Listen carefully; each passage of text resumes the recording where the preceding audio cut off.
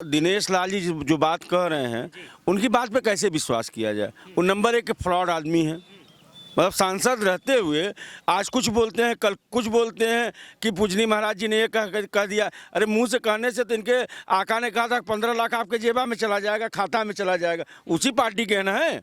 ये कोई मठ मंदिर थोड़ा है। आदित्यनाथ नाम लेने में निरहु को शर्म आती है। मुख्यमंत्री का नाम, सीनियर का नाम ले लें। नहीं, अजय सिंह बिष्ट ले लीजिए, माननीय मुख्यमंत्री ले लीजिए, योगी आदित्यनाथ बोल दीजिए। हैं ये पूजनीय महाराज जी क्या होता है? पूजनी महाराज जी, पूजनी मौलाना जी, ये नहीं चलेगा ना। पूजनी महाराज जी क्या कहते हैं कि जो कानून के खिलाफ जाएगा उसको मिट्टी में मिला देंगे। तो मिट्टी में मिला दीजिए आप निरहु जी को, डीएम साहब को, क्योंकि आपने कहा है कि रोक दी जाए। वो शासनादेश कहाँ है? आज बताइए कि 147 दिन से लोग बैठे हैं, 23 से अधिक किसानों का शहादत हो चुकी है। दोस्तों फिलहाल हम लोग किसान आंदोलन आजमगढ़ में मौजूद हैं और हमारे साथ बातचीत करने के लिए कुछ किसान नेता यहाँ से हैं। चूँकि किसान नेता नहीं, ये वही लोग हैं जो यहाँ से पहले दिन से ही यहाँ से एक्टिव हैं। सबसे पहले मैं राजीव भाई आपसे बात कर लेता हूँ। वीरेंद्र भाई, मैं सबसे पहले जानना चाहूँगा आज कितना दिन हो गया होगा लगभग? देखिए, आज लगभग 147 दिन जो है हो चुके हैं और ये आंदोलन खिरिया बाग का, अब खिरिया बाग का सवाल नहीं रह गया। जो डीएम साहब ने पिछली बार बोला था कि आप विधायक नहीं हैं, सांसद नहीं हैं और परियोजना कैसे रद्द हो जाएगी, आज नेता प्रतिपक्ष अखिलेश यादव ने सदन में उठाया इस बात को और उन्होंने कहा कि नोटिफिकेशन बजट नहीं है आपके पास, आप किसानों को परेशान करना चाहते हैं। ये सवाल पिछली बार भी सदन में उठ चुका है।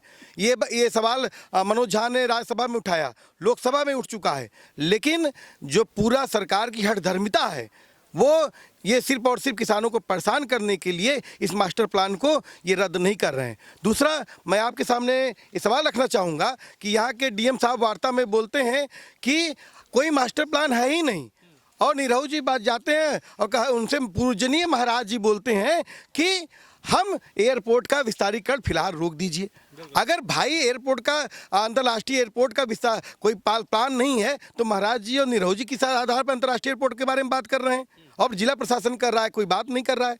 डीएम साहब कहते हैं कि आपसे वार्ता के बाद हम एक भी स्टेप नहीं आगे गए हैं और हमको सरकारी डॉक्यूमेंट में मिलता है कि क्या कहते हैं कि हम भूमधिग्रहण की नियमानुसार भूमधिग्रहण करेंगे और मीडिया में बोलते हैं स्थगित करेंगे। तो मतलब आप, पहली बात तो आप भूमधिग्रहण की प्रक्रिया में पारदर्शिता नहीं लिए, दूसरा आप चीट करने की कोशिश कर रहे हैं और हम चीट फ्रॉड वाले लोग नहीं हैं।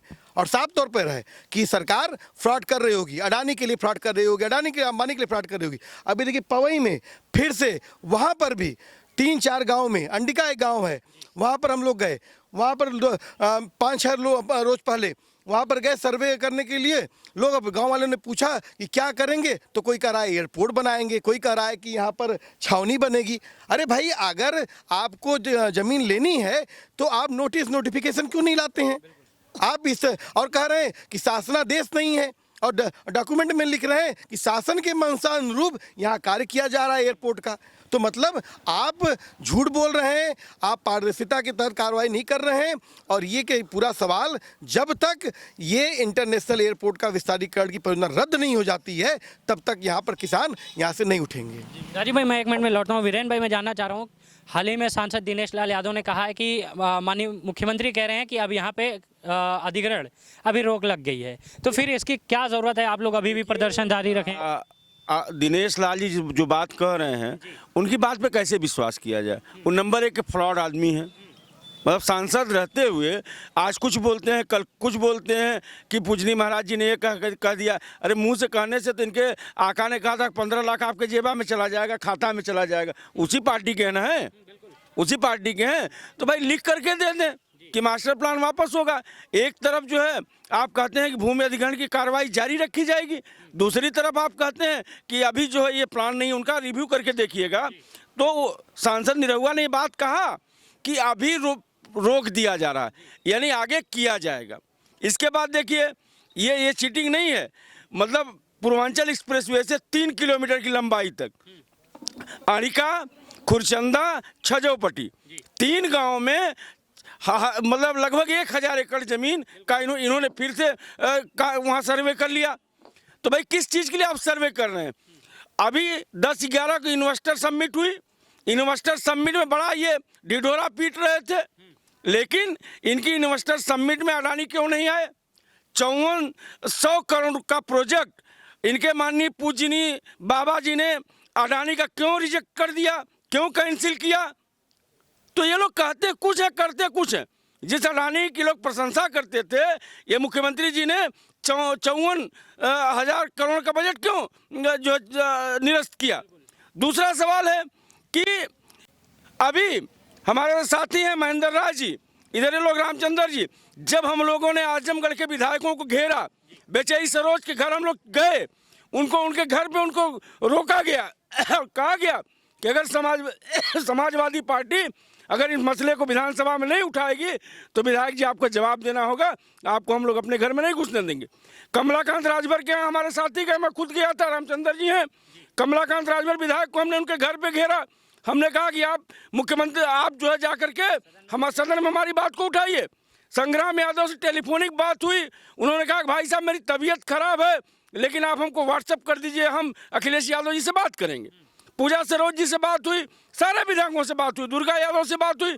जब हम लोगों ने दबाव बनाया तो आपने देखा कि नेता प्रतिपक्ष सदन में अखिलेश यादव ने कहा कि बिना नोटिफिकेशन के, बिना बजट के, बिना बजट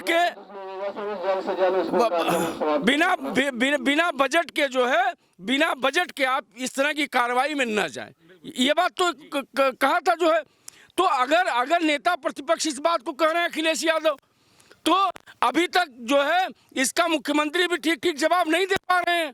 तो इस तरह के भूमि अधिग्रहण की कार्रवाई ये जो है पूंजीपतियों को जमीन लूट के देना चाहते हैं। वीरेंद्र भाई, मैं 1 मिनट में लौटता हूँ। राजीव भाई, मैं ये जानना चाह रहा हूँ, अगर सत्ता आपके खिलाफ है, आपकी जमीनों को जबरदस्ती कब्जा करना चाह रही है, तो विपक्ष आपकी कितनी मदद कर रहा है?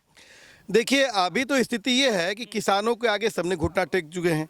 निरहुआ जी के अनुसार पूजनीय महाराज जी ने कह दिया है कि रोक लगा दी। बार बार पूजनीय कह रहे हैं, क्या अपने मुख्यमंत्री को इज्जत देना गलत है क्या? नहीं, महाराज ये कोई मठ मंदिर थोड़ा है? आदित्यनाथ नाम लेने में निरहु को शर्म आती है? मुख्यमंत्री का नाम, सीनियर का नाम ले लें। नहीं, अजय सिंह बिष्ट ले लीजिए, माननीय मुख्यमंत्री ले लीजिए, योगी आदित्यनाथ बोल दीजिए, हैं? ये पूजनीय महाराज जी क्या होता है? पूजनीय महाराज जी, पूजनीय मौलाना जी, ये नहीं चलेगा ना। तो मामला है कि ये संविधान का सवाल है, लोकतंत्र सवाल। दूसरा मामला साफ तौर पे कह रहा हूँ कि आज हमारे खिरिया बाग के किसानों, मजदूरों के, महिलाओं के आंदोलन के सामने पूजनीय महाराज जी ने कह दिया है कि रोक दीजिए। तो रोके होंगे तो बोले होंगे, तो वो जो दिया होगा शासनादेश, तो निरहु जी क्यों अपने पास रखे हैं? अगर पूजनीय महाराज जी ने बोला होगा तो शासनादेश भेजा होगा, तो डीएम साहब ने क्यों अपने पास रखा है? मतलब परेशान कर रहे हैं। पूजनीय महाराज जी की मंशा के खिलाफ यहाँ के डीएम और सांसद जा रहे हैं। और साफ तौर पे हमारा कहना है कि पूजनीय महाराज जी क्या कहते हैं कि जो कानून के खिलाफ जाएगा उसको मिट्टी में मिला देंगे। तो मिट्टी में मिला दीजिए आप निरहु जी को, डीएम साहब को, क्योंकि आपने कहा है कि रोक दी जाए। वो शासनादेश कहाँ है? आज बताइए कि 147 दिन से लोग बैठे हैं, 23 से अधिक किसानों का शहादत हो चुकी है, लेकिन आप कुछ भी नहीं कर रहे हैं। अच्छा, मैं जानना चाहूँगा, मेरा आखिरी सवाल है आपसे कि हर जगह तो बुलडोजर चल ही रहा है, आपके घरों पे भी चलने वाला था, लेकिन 5 महीने से भी ज़्यादा का समय हो गया, अभी तक नहीं चला। ऐसे कब तक आप लोग भी यहाँ खड़े रहेंगे और हम लोग भी यहाँ आते रहेंगे? 5 महीने से ज़्यादा समय, जिसमें ठंडी, गर्मी, बरसात सब गुजर गए। देखिए, जो ज़मीन की लड़ाई है ये बड़ी लड़ाई है। बिरसा मुंडा से लेकर तिलका मांझी से लेकर तमाम लोगों ने आदिवासी विद्रोह हुए इस देश में। हमने अंग्रेजों से इस ज़मीन को छीना है, और ये लड़ाई कोई छोटी लड़ाई नहीं है, और इस लड़ाई के लिए हमने शहादतें दी हैं और कभी समझौता नहीं किया है। और हमने आज भी हम कह रहे हैं कि ये खिरिया बाग की लड़ाई इस ऐतिहासिक मोड़ पे खड़ी है कि जिस दिन ये लिख करके दे देंगे, उस दिन सिर्फ कोई अंडिका गांव का नहीं, पूरे उत्तर प्रदेश से लेकर पूरे देश स्तर पर किसान कभी अपनी ज़मीनों का अब समझौता नहीं करेगा, मुआवजा नहीं मांगेगा। और हमने रख दिया है, हमने डीएम साहब से भी इस बात को रखा है और भेजा भी है कि इस देश में तमाम जन आंदोलनों के सामने तमाम परियोजनाएं ठप हुई हैं, वापस गई हैं, आप भी वापस ले जाइए, क्योंकि किसान ज़मीन नहीं देना चाहता है और किसी भी कीमत पे समझौता नहीं होगा। राजीव भाई, बहुत शुक्रिया हमारे साथ बातचीत करने के लिए। एक बार ज़रा भीड़ दिखा दी जाए, यहाँ के जो लोग हैं, जो किसान यहाँ पे धरना प्रदर्शन करते हैं, वो हमारे साथ बातचीत करने के लिए थे। हालांकि 2 ही लोगों से बातचीत हुई। बहुत बहुत शुक्रिया आपका देखने के लिए ज़िया न्यूज़।